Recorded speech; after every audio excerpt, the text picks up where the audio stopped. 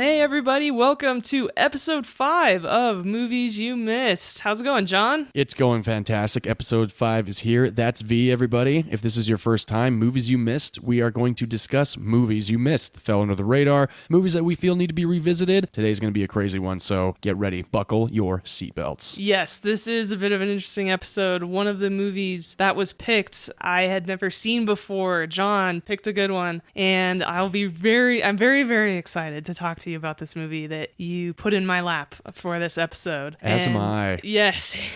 And the nice thing is, the convenient thing is for us that it's actually your turn to go first this week. So we're quickly going to get into that. But before we do, one of the things we do like to ask each other at the beginning of our episodes is if we've seen anything in theaters recently that we either recommend people and say it's a movie you should not miss, or conversely, a movie that is definitely worth missing. So, John, have you seen anything recently that's worth talking about? I would think so. I took my wife to see the new Secrets of Dumbledore last week. We had a bit of a day date, and she really wanted to see that. She's a big Harry Potter universe fan and really wanted to see this third one out of this spin-off series of the Fantastic Beasts Harry Potter universe, like the prequel, to the Harry Potter world and Hogwarts and Dumbledore and et cetera, et cetera. And so we saw that, and that was actually a pretty entertaining flick. I liked the middle one, Crimes of Grindelwald, a little bit more.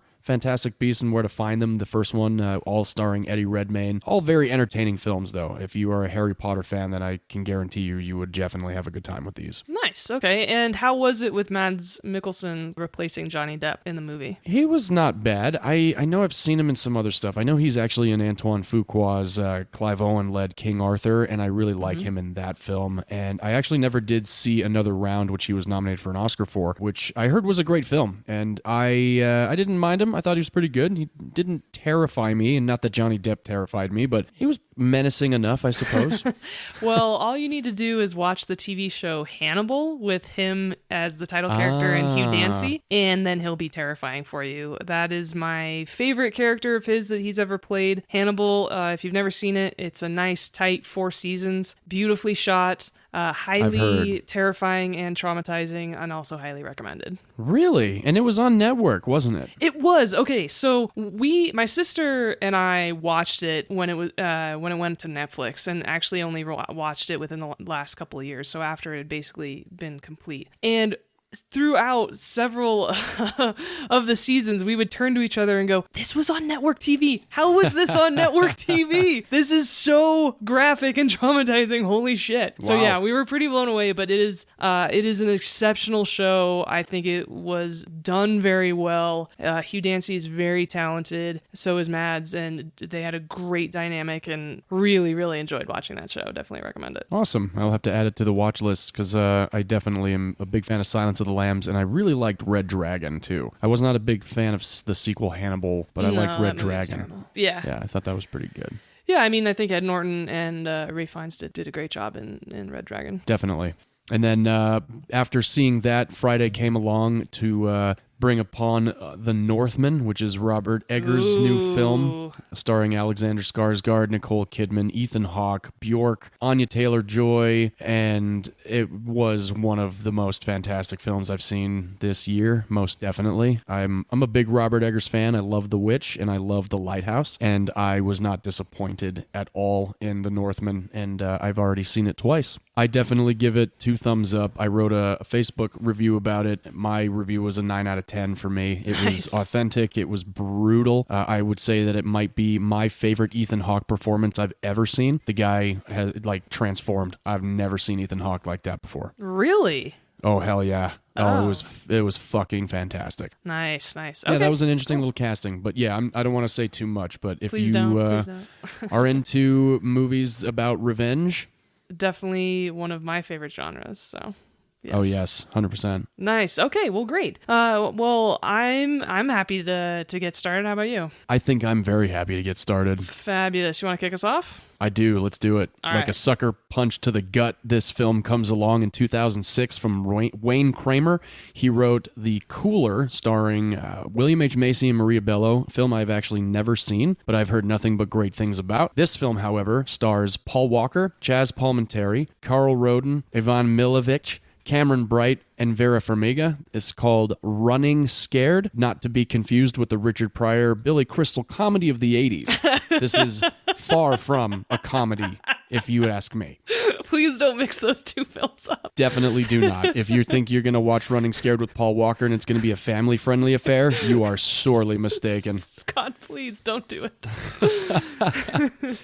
I really fell in love with this film within the first maybe 10 minutes. It completely grabbed me right by the throat, and I could almost not breathe the entire time. It was just an absolute thrill ride for me. And in my opinion, it is Paul Walker's best performance. I fell in love with him as an actor watching this film. Vera Farmiga is also in this film, and she had and still has quite the career. She most recently is on Bates Motel on A&E, and before that, she was in the Oscar-winning Best Picture, The Departed. She was in the crazy-ass twisted horror flick Orphan. She was also in Down to the Bone, for which she won the Sundance Best Actress prize, and she comes along in Running Scared and plays Paul Walker's wife, and she's great in it. She is. And I agree with you. She's great in everything she does. I loved her as the therapist in The Departed. Was happy to see her in this film for sure. Definitely. So just a quick rundown of Running Scared. Running Scared starts out with things going down incorrectly for some people, and a young man is asked by a friend of his to get rid of a piece of evidence, and so he does. And but then it all of a sudden comes back real quick to bite him right in the ass. And the rest of the film is him chasing down this piece of evidence, which also has been passed along by just about everybody in the city. Oh my God, everybody touches this thing.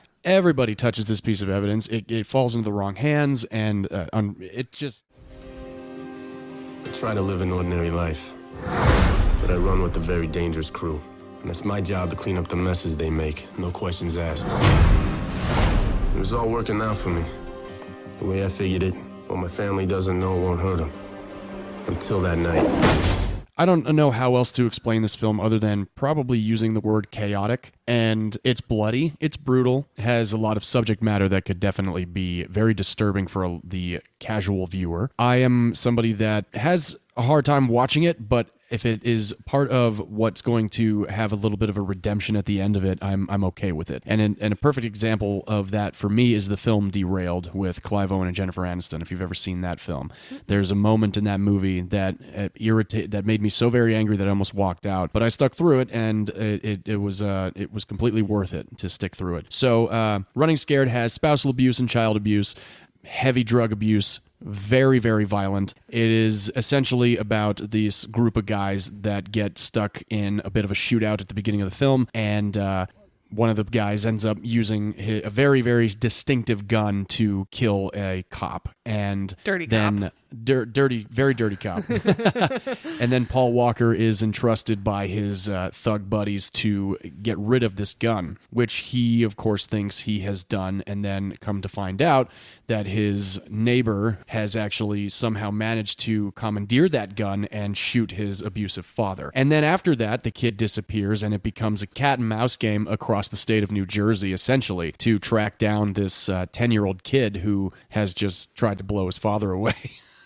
Rightly so. The guy sucked. Very rightly so. There's definitely moments that are a bit freaky, and the fact that this 10-year-old kid is going through all of this, I had a moment where I put myself in certain positions, especially when he's running through the park and the homeless guy gets him and brings him into the bathroom and tries to do that deal with that gun. Now, granted, that's never happened to me, but I've always had a fear of being kidnapped. I've always had, a fear of some stranger trying to pawn me off or something like that. Just as a kid, I think that's a legitimate fear after watching Law and Order when you're like, yes. 9 years old. So I related to that just as I think we all had a reasonable fear of being kidnapped growing up. Yes, absolutely. There's definitely an actress in this film that has never scared me more because she's normally a very bubbly character and very sweet. I know. Elizabeth Mitchell. Yeah, Elizabeth Mitchell shows up. She's from Santa Claus 2 and Frequency and so many other films. She's a great character actress, but she plays a monster in this Straight film. Monster. Evil. Yeah. I was very, very disturbed by her performance, and her sweet little facade that she had in this movie definitely made it even worse. She is horrible. most recognizable as Juliet from the show Lost. Oh, okay. I have never seen an episode of Lost. I remember it was a big thing, and then the finale, and everybody was disappointed. Everybody was pissed. Just like every other show. Well, I'll be honest. It actually is probably in better standing now that Game of Thrones is over, because that that ending of Game of Thrones was way worse. That's funny. So there's that, yeah. But yes, she was so goddamn creepy in this movie, and it was really almost like a betrayal for me, because this poor kid is running through the streets of these cities in New Jersey at night and finally comes upon this woman. I'm like, oh, thank God, finally someone who can help him. And then she's like the worst person in the whole movie. Exactly. And her husband too. They're just like, they come off as these gingerbread people. And the unfortunate reality is when we meet these people, because Oleg gets in the back of their van. And then as we get a little bit more insight as to what's going on in the van, we see that there are 2 other kids in the van. And these adults have brought these 2 ice cream, but they didn't know Oleg was there, and now they know that Oleg's there, and they're like, let's go get some more ice cream. And then you're like, no. Bad vibe. You know, bad vibe. Yeah, you're like, nah, I don't think I want ice cream from you. Spider sense is tingling. Big time spider sense. So, yeah, again, very terrifying couple. We're not going to get into why, because there's...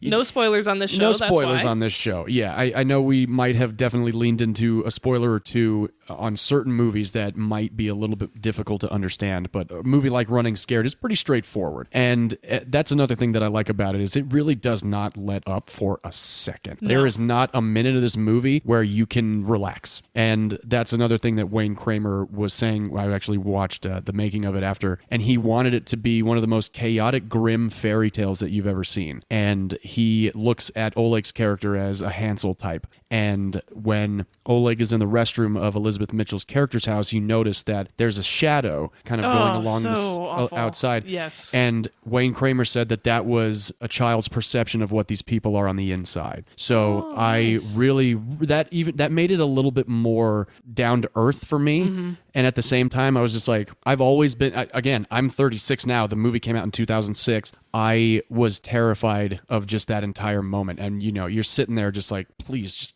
get the fuck out of there. Yes. Find the window, like, go. Yes. And, you know, that's the thing about this podcast, is it is a movie review podcast, but more than that, a movie recommendation podcast. So we are going to try our hardest to not spoil any movies. And definitely. Please let us know if you want maybe more details of the plot description. Maybe we are not giving enough description to help you all understand the movie, or vice versa. If there's a little too much, and sometimes when we ever accidentally spoil parts of a movie, please let us know, because we are hoping to introduce you to movies that you've never seen before. Definitely. So that's interesting you say that about the pace of the movie, because I actually thought that was the best part of this movie, is the tension that they build immediately in this movie, and it does not let up. I didn't know exactly what to expect since I hadn't seen it before, and it was intense. Holy shit, you pick intense movies. So the very first scene of this movie is a drug deal that goes wrong. And one of the there's obviously a bunch of shooting, but also somebody pulls out a straight razor, which is one of my nightmares. I have a problem with knives, and especially straight razors. I get chills and just the willies every single time I see one or there's one on a screen, and oh god, it honestly almost makes me nauseous. I feel like I was probably killed by one in a past life or something, because I really hate them. And so the very first scene of this movie, someone pulls out a straight razor, and I was like, oh god, what did John do to me? Yeah, and that wasn't even the worst of it. No, it was absolutely not the worst. It gets worse and worse and worse. Oh god. Overall, I did enjoy it. I think that I can tell you that I struggled with it in the beginning a bit, but by, I would say, the last third of the movie, I really was enjoying it. I was really looking forward to seeing how it concluded. I wanted to know what happened to these characters, so they did pull me in by that time. But I will say that this movie has a ton of unlikable characters. Oh, 100%. Yeah, you almost don't like anybody. I didn't like anybody. Yeah, I did not like anybody in this movie for the most part. And that's one of my little quirks or what have you about watching movies is that it's really, really hard for me to watch a movie that has just purely unlikable characters. I think that's one of the reasons why I can't stand the Black Dahlia. I mean, not only is it just like a bad movie, but nobody is redeemable in that movie. Nobody's a good guy in that movie. You're just like, shit, I have nobody to root for. Right. Yeah. And, for a big portion of this movie, I kind of felt that way. But like I said, I really did start to get pulled in by the storyline and the characters and was enjoying it by the end. One thing that I think is fascinating about Running Scared is that this came out in 2006, and there was another movie that came out in 2003. And that movie in 2003 had the other star of the Fast and the Furious franchise, Vin Diesel, and that was called A Man Apart. And I feel like Running Scared is Paul Walker's A Man Apart. It was his step away from the Fast and the Furious franchise. Mm-hmm. He was going to go gritty, brutal as fuck, and he goes ballistic for it. And I love him in this movie so much. One of my favorite parts, it's very simple, is after he finally loses the gun for the almost 1,000th time, he walks out into the middle of that playground, just goes, fuck! And that camera pans up over him and he just starts screaming and screaming. It's that shot's in the trailer, and I always remember seeing that trailer and being like, Paul Walker screaming, Paul Walker R-rated, Paul Walker, I'm gonna give it a shot. And I always regretted not seeing it in theaters like I do with a lot of movies that I didn't see in theaters. And Running Scared is definitely one of them that I absolutely should have seen in theaters, but I saw it on DVD, I fell in love with it, I bought it almost immediately after I saw it because I rented it at Blockbuster. So Paul Walker was pretty upset about the reception of this movie, not just by critics and by audiences alike, but by the box office, because the budget was $15 million, worldwide gross was only $9,400,000. Didn't make a whole lot of money, and I again understand why. 2006 had a lot more popcorny, family-friendly films than Running Scared. However, Paul Walker received a voicemail from a very prominent director absolutely praising the film and praising Paul Walker's performance. And the director that left that voicemail was none other than the man that has only directed 9 films, Quentin Tarantino. Really? Yeah. Wow, I did not see that coming. I know, right?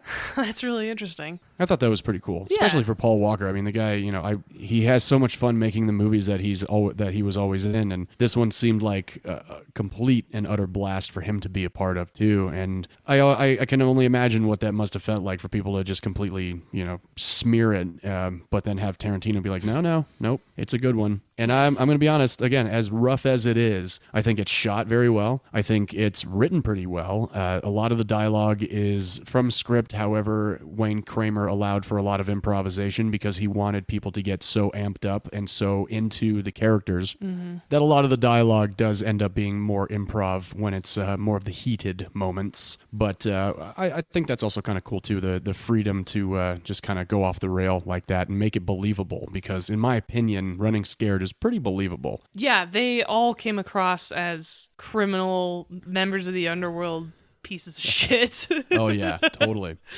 Yes. It's a gritty film. I mean, you do kind of feel like you should take a shower after. That is the best word for it. Yes. Yeah, it's bruised, it's purple, it's green, it's got that bruised look, and Wayne Kramer wanted that. Well, 90% of the movie happens at night too. Exactly. And there's one actor in this movie that he's been in a whole bunch of stuff. Character actor Carl Roden. He plays Enzo, the neighbor, the father, the John Wayne freak. And one of my favorite moments again in the film is actually when he explains the first time that he saw John Wayne in the Cowboys when he was a boy on the 8mm and realized that when he got to the States that it was a far longer movie than the 10-minute clips that he had been given, and how disappointed he was to find out that the American version, the true version, was not what he at all expected. And I thought that was a very humanizing moment for that character, but then at the same time, 2 minutes later, you want his throat ripped out. Yeah, that guy sucks. I hate that. Well, it's funny you mentioned him because he actually is in my pick next week. Yes, he is. He plays a Russian billionaire in my pick next week, so that's our little hint for next week's episode. Yeah. So with Running Scared, majority of it was shot in New Jersey. However, they did go to Prague in the Czech Republic, and they went out there because they needed a specific hockey rink for a specific scene in this specific movie, and they needed it to be blacklit, and it is, as you may remember. Oh, yeah. And apparently the script supervisor was getting blinded in there, and she had to go outside and have a monitor brought to her specifically so she could keep continuity. Now, in a scene like that, how do you keep continuity? I don't know. How does Paul Walker do what he did in that scene? And I'll tell you what, he killed that scene. I love Yes. the rage that is just burning, and you could see it's burning out of him. Like, it is just, there's a lot of authenticity in the performances in Running Scared, and that's one reason why I think it's a great fucking film. Yeah, absolutely. And, if you are a Paul Walker fan, definitely check this movie out. It's probably one you hadn't seen before. The Fast and Furious franchise, Into the Blue. There are many films that, Varsity Blues, a lot of films that are mainstream that had Paul Walker She's in All it. That. She's All That, nice. But this is one that maybe you hadn't heard of or seen yet, and if you're a Paul Walker fan, you should probably check it out. Absolutely. It definitely fell under the radar for the year of 2006. Mm-hmm. Any other tidbits about this movie? Anything else you'd like to talk about? I think we covered it pretty much. That's my pick for the week. Okay. Running Scared, Paul Walker, written and directed by Wayne Kramer. Definitely give it a shot if you want something chaotic. R-rated, very, very heavy R rating. Yes. The language is not at all friendly, and it is very violent as well. Granted, it's not extremely graphic, but it is bloody, and there's a sequence in the last 15 minutes that might really There's mess you some up. disturbing parts of this movie, that's for sure. Very. And I honestly was watching this movie wondering if it gave The Wolf of Wall Street a run for its money in terms of the record for the amount of fucks used in a movie. Oh, interesting. It is said over 330 times in Running Scared. I don't know the count for Wolf of Wall Street, but I know Superbad was like 280 something. Jeez. Yeah, so I'm not entirely sure. Should have looked that up, but I didn't. No, it's okay. It's okay. The fact that you knew how many times it was said in your pick this week is all you need, and it's actually great trivia to know. Thank you. Definitely. Oh my god. But yeah, again, fine. One last thing, not for the faint of heart, but it's very entertaining, and if anybody has seen it, let us know. Yeah, absolutely. Let us know. This is definitely one of the more under the radar movies that we've picked so far. So always interested to hear if someone has seen a movie we picked. Definitely let us know. Oh, and where can you watch this film, John? I actually was just going to look that up. Oh, I actually know. You do? Yeah. Oh yeah, you watched it on stream? For streaming, yes, you can rent this movie for only $2.99 on Apple TV, Amazon Prime, on actually YouTube and Vudu too. So it's There you go, YouTube and Vudu too. Yeah. Very cool. Thank you for introducing me to this movie. Definitely not one I would have watched organically, so I'm glad you picked it. Yeah, definitely. And again, with how I watched it, I watched my DVD copy. And I also watched my DVD copy of your pick this week, which was strangely and coincidentally up against, right, literally next to each other in my bin of movies. We should Right post up that against each picture other. because when you sent it Yeah. to me, I was like, no way. No, you should have heard me. I was like, no, and I ran to get my phone, and I was like, yeah. It's definitely saved in our chat, so I will definitely post that when this episode comes about. Awesome. Look what came together. Well, the funny thing is they were released in the same year, so maybe that had something to do with your organizing tactics. No, actually, it didn't. I try and no. You know what it was? The S's at the end of the titles. I do it alphabetically. Kind of, because... So that's a hint for people. What's a movie with an S at the end of the title? I mean, that's not how alphabetically works, but okay. Well, no, you know how it's like my last name would be how it would be filed. So Yes. I do like Running Scared would be in the S's because that's the second in the title. Wow, okay, I've never heard of... Okay, I respect that. I've never heard of movie titles organized that way, but I respect your technique. I do it numbers first and then like that. Okay. Not that anybody cares. Well, maybe they do. Not at all. No, I'm kidding. Moving on. Well, without further ado, my movie pick for this week came out in 2006. It is called Lucky Number Slevin. Yes. I love this movie so much. This movie's so Me badass. This movie needs to be seen. It is fantastic. It's so good. It's so great. Fucking good. I even had to text you in the middle of watching it the other night saying, God damn, this movie's so good. So great. I'm so glad I picked it. Me too. I remember when you sent me your list, I was like, all right. Yes. It's one of my favorite movies of these last 2 decades, no question was asked. I remember my mom and I went to see it blindly, did not know anything about it when it was in theaters. All I knew was Morgan Freeman, Bruce Willis, Josh Hartnett, and Lucy Liu, and my mom was like, I like those actors, let's go see it. Yes. This cast is stacked, yet again, another movie of ours with a stacked cast. Yeah, we'll get into that for sure. And so, yes, this movie is one of my all-time favorites of this genre. And its plot summary is basically a case of mistaken identity. And I'm going to be purposely vague with the plot line this week. That is because it is a complex movie that is easily spoiled if I talk too much about it or if we talk too much about it. It is absolutely worth it not to spoil this movie. With that being said, what I will say about this movie is a man called Slevin, played by Josh Hartnett, gets involved in a case of mistaken identity. And the problem is that mistaken identity is done by 2 rival crime bosses in New York. Because of that, he gets thrown into the middle of this war between the 2. And that is the essence of this movie. That's a great, actually, way to put it. Yeah. I was trying to figure out how, without giving the plot away, you could kind of break it down. And that worked. That's good. Great. Okay.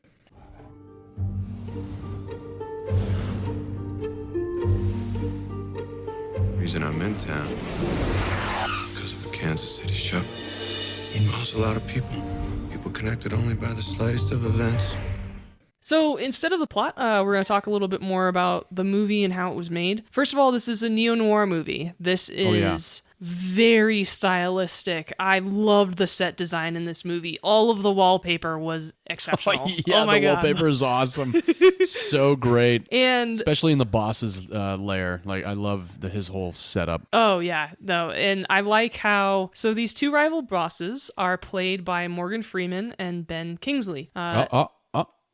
Sir Ben King. Oh, my apologies. You know what's funny though? We can go back. No, we're totally keeping that in. That's great. Okay, all right. No, that's great. And the funny thing is though that for this movie, one of the members of the production wrote him down as Sir Ben Kingsley, and that's actually a huge faux pas in England. And I heard actually. Yeah, and so you can talk about him in that way, but in terms of crediting, you're not supposed to use Sir. So I thought that's that was so really fascinating. So whenever Patrick Stewart is Sir Patrick Stewart, it's used incorrectly? Whenever he's Sir Patrick Stewart, it's not as a credit.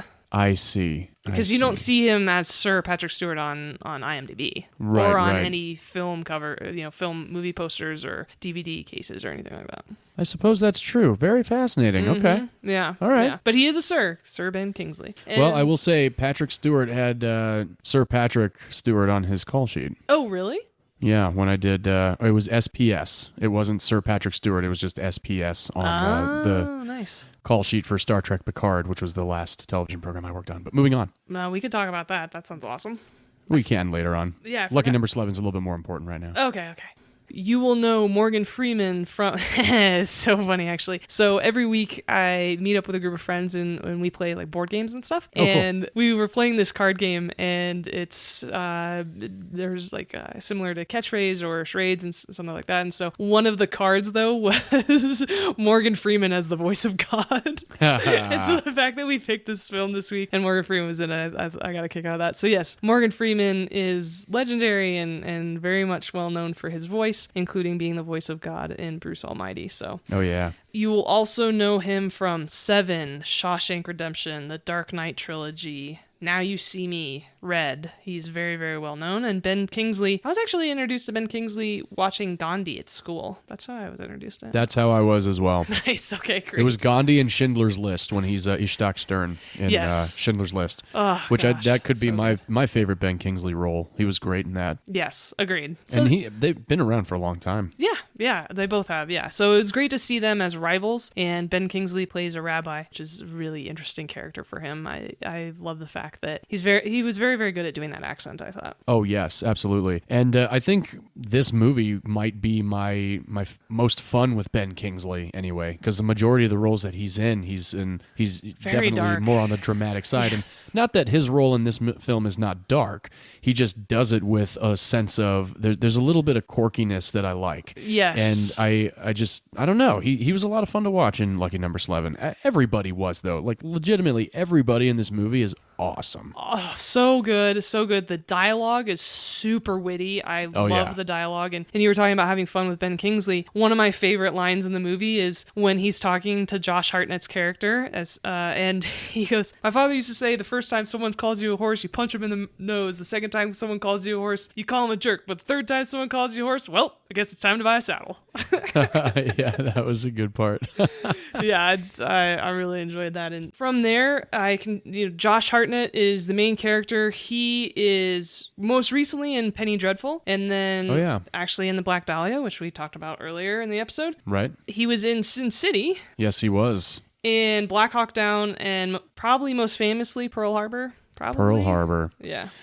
Yep. Beyond the witty dialogue and like we talked about the set design, this is just a beautifully put together movie. There are little threads of this story woven throughout, and it's only a clear picture at the very end, and it's so well done. I loved how they wrote it, how they shot it, and also especially how they edited it to make it a fully cohesive movie, and it's just so fun to watch. It really is. It is a blast. I remember when I saw this in theaters and it was over, I was just like, wow. Oh, wow. That was everything I wanted it to be and more. Like, it really just... And again, like I said, my mom and I went in there blind, did not know anything about the movie. It's a very obscure opening. The opening credits are done very well. I like how it really establishes the fact that this is going to be a movie about gambling, and more or less it is. And like you said, the ways that certain things are woven throughout and that are not clear until the finality, it all is just extremely satisfying. I really enjoyed Lucy Liu in this movie. I love her.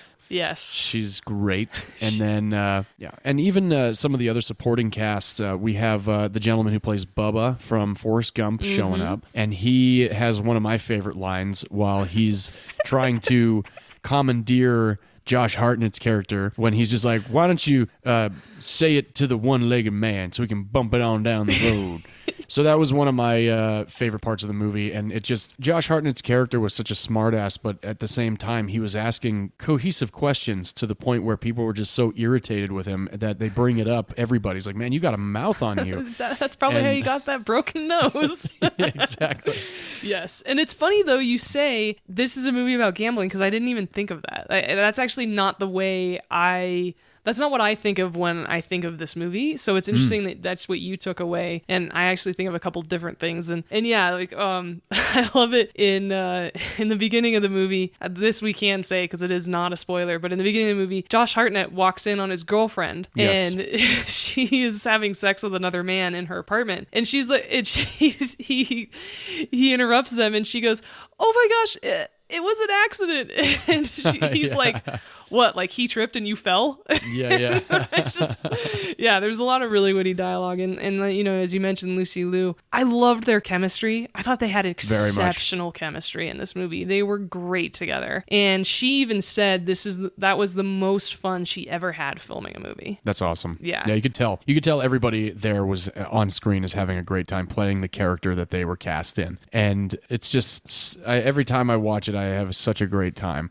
It's really tough to not talk about it without spoiling this movie. I know. But, so instead, fine. We can talk about a couple more of the actors and maybe little pieces of this movie. So, for example, you're talking about Lucy Liu. You will recognize her she's most famous for Charlie's Angels and playing Oren Ishii in the Kill Bill movies, which she was badass in. Oh my gosh. So awesome. She is most recently in the TV show Elementary that was about Sherlock Holmes.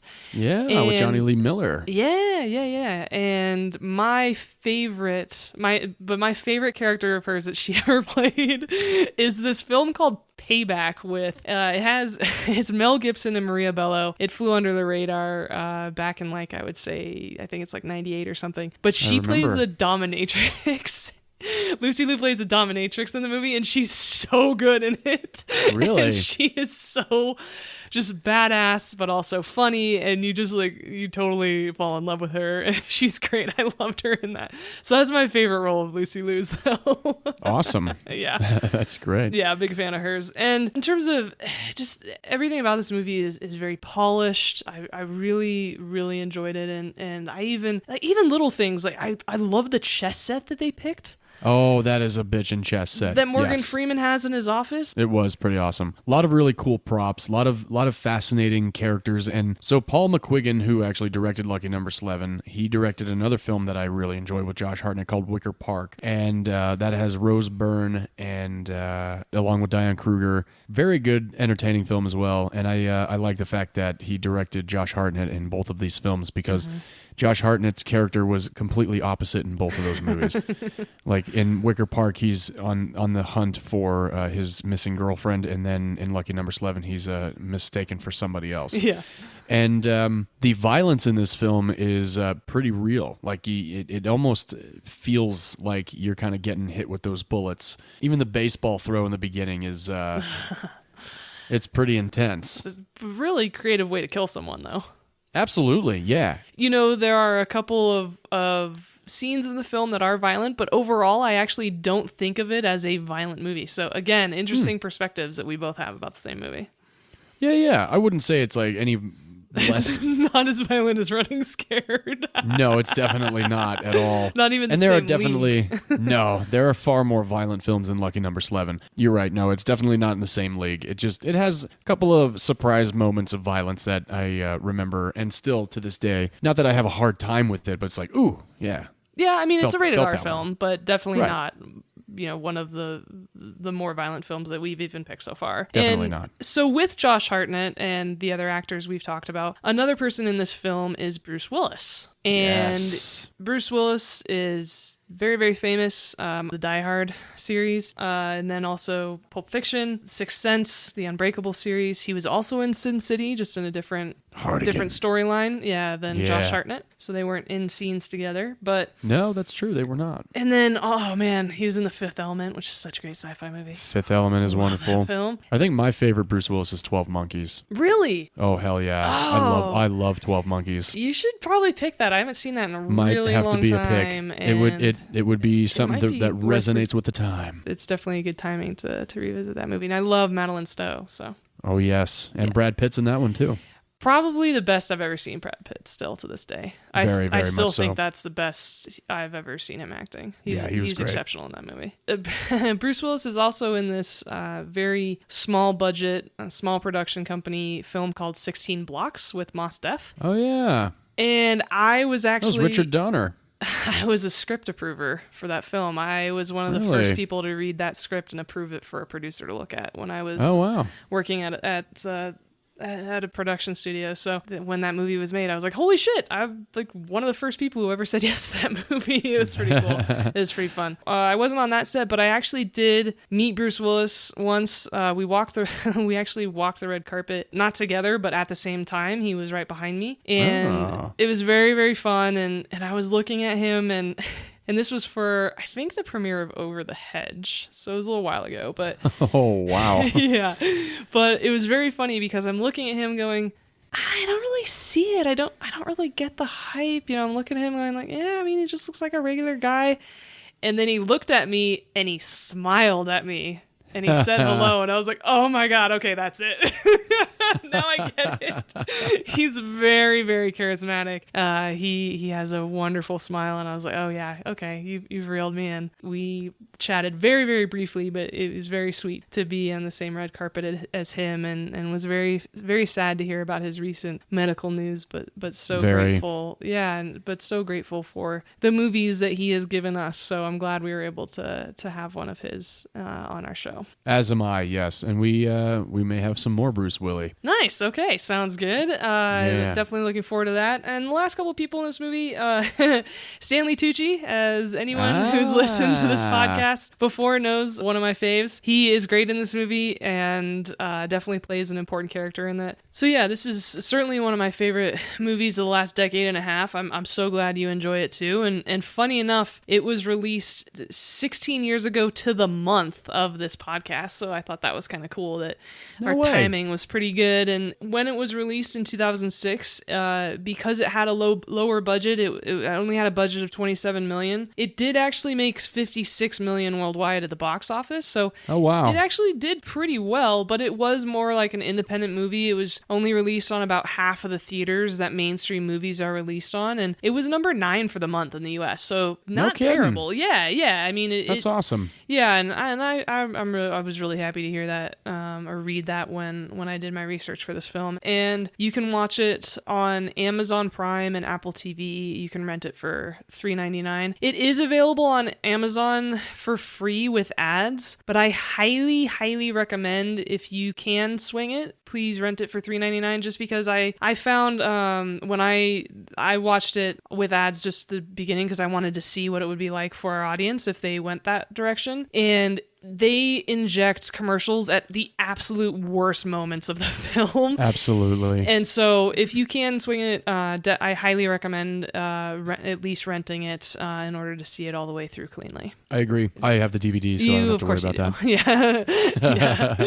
Now comes the time of, would you watch this with your grandma? John's grandma is amazing. Really hope she wasn't feeling that well last week. I hope she's getting a little bit better. And thank you. Yeah. Good. I'm so glad to hear that. So would you watch Running Scared with your grandma? Not this one. No. Finally, members of our audience, we have done it. We have finally found a movie that John would not watch with his grandma.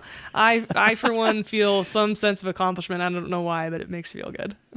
Yeah, I would definitely not put this on for my grandmother, my mother, my father. Amy listened to it in the other room, and she was not enjoying it. No. So I think I'll be the one to enjoy it in the family. Yes.